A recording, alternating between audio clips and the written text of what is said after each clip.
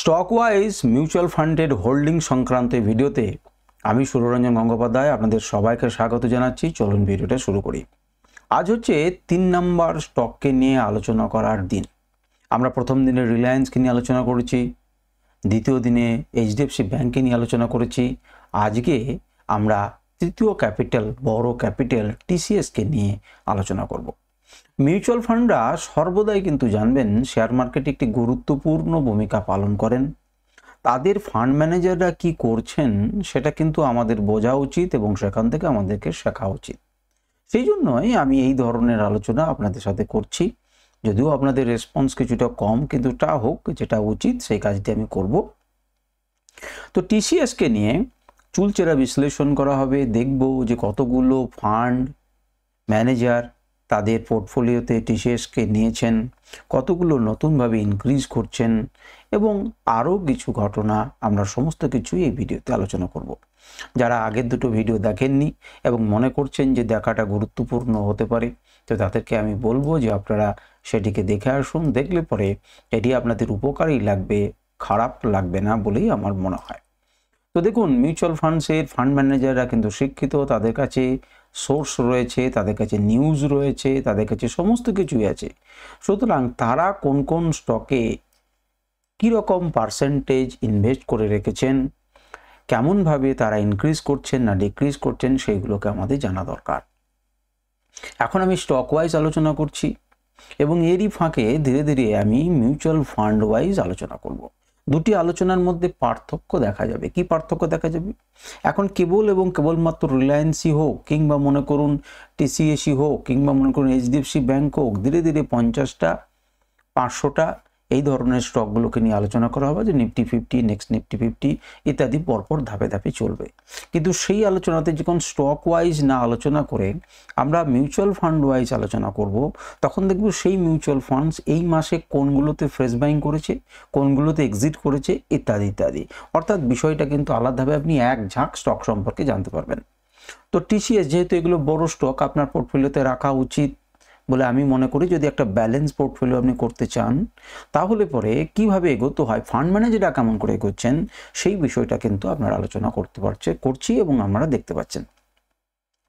রিলায়েন্সকে তাদের টোটাল এউম এর হিসাবে কত পার্সেন্ট রাখছে কোনো ফান্ড, এইচডিএফসি ব্যাংকে কত পার্সেন্ট রাখছে, টিসিএসকে কত পার্সেন্ট রাখছে, এইগুলো কিন্তু আপনাকে আলাদা আলাদা করে আলোচনা করতে হবে। অর্থাৎ লার্জ ক্যাপকে কত পার্সেন্ট রাখছে, মিড ক্যাপকে কত পার্সেন্ট রাখছে, স্মল ক্যাপকে কত পার্সেন্ট রাখছে। আপনি এই ধরনের আলোচনা না শুনলে আপনি বুঝবেন কি করে? আপনাদের ইন্টারেস্ট একটু কম এই বিষয়ে, আমি আবারও বলছি, কিন্তু আমি চেষ্টা করব এই ধরনের আলোচনায় করার, কারণ এই ধরনের আলোচনা গুরুত্ব রয়েছে। তো দেখুন, এই যে ডেটা আমরা আলোচনা করবো সেটা 31শে মে 2025 অবধি। খুব বেশি বড় আমি ভিডিওটি করব না, 9 মিনিট 10 মিনিটের মধ্যে শেষ করার চেষ্টা করব।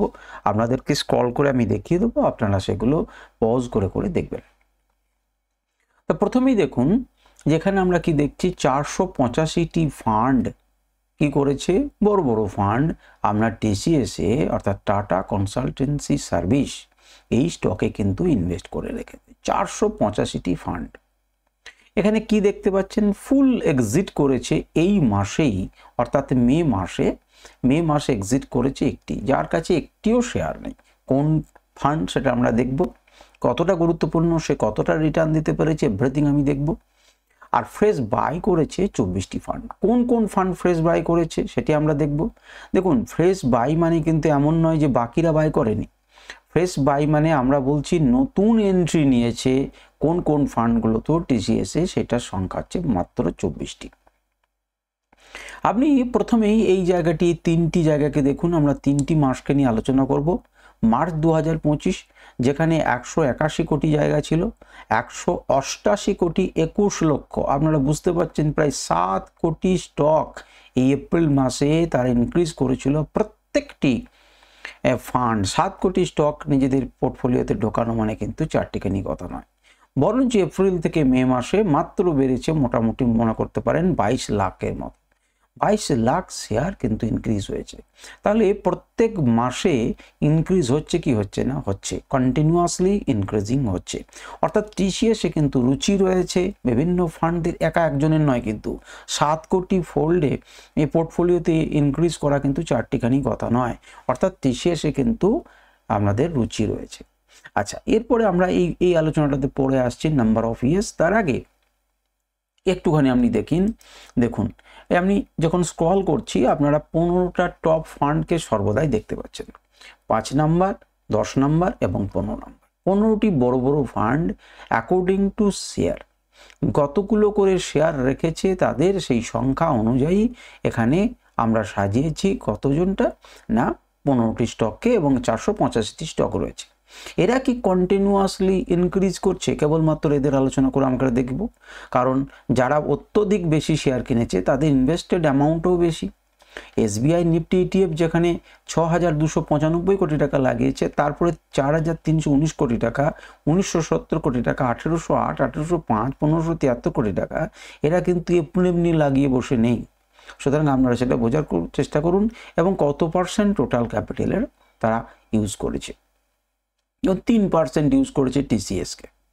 ইউটিআই নিফটি 50 3% ভাগ, যেগুলো 10%-এর বেশি সেগুলো আপনারা গ্রিন অবস্থায় দেখতে পাচ্ছেন। টপ 15-এর মধ্যে দুটি রয়েছে যারা 10%-এর বেশি নিজের পোর্টফোলিওতে কি করেছে না টিসিএসকে কিনে রেখেছে। কন্টিনিউয়াসলি ইনক্রিজিং মানে হচ্ছে মার্চের থেকে এপ্রিলে বেশি, এপ্রিল থেকে মেতে বেশি। যারা কন্টিনিউয়াস করেছে তারা। এসবিআই নিফটি 50 কি করেছে কি করেনি? করেছে।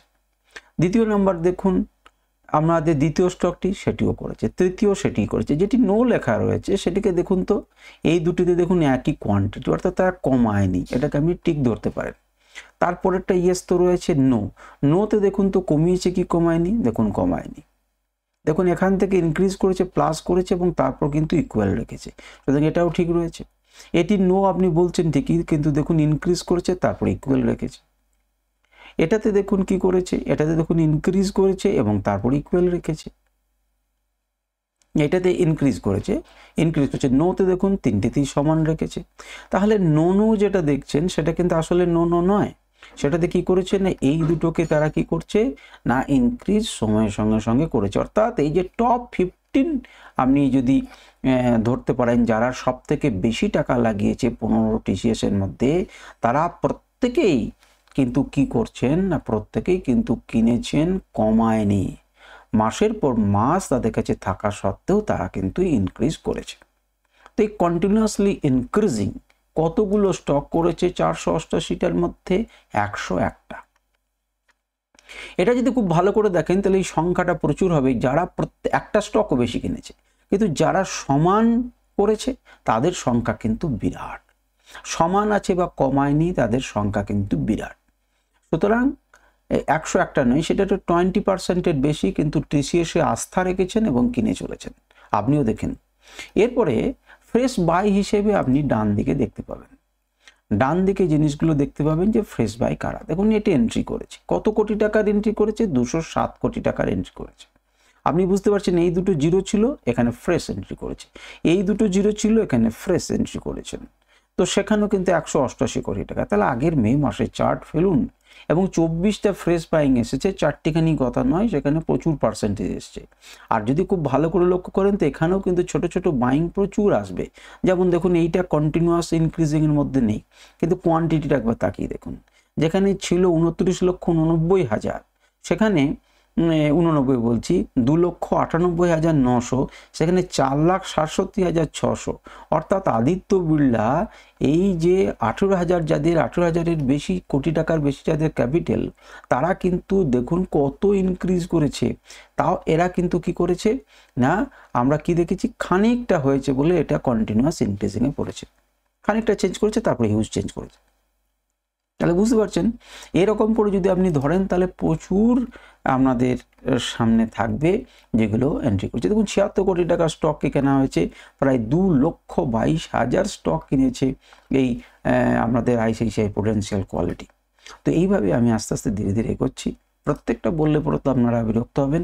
যাদের আপনাদের আগ্রহ রয়েছে তারা দেখুন এবং দেখুন কোনগুলোতে ফ্রেশ এন্ট্রি হয়েছে, কত কোটি টাকার এন্ট্রি হয়েছে, যারা কন্টিনিউয়াস বিক্রি ইনক্রিজ করেছে তাদের কত, কারা সব থেকে বেশি হোল্ড করে রয়েছে তাদের যে রিটার্নটা দেখুন, যে তারা যদি রিটার্ন ইনকাম করতে পারে তাহলে আপনি হোল্ড করে করতে পারবেন না কেন।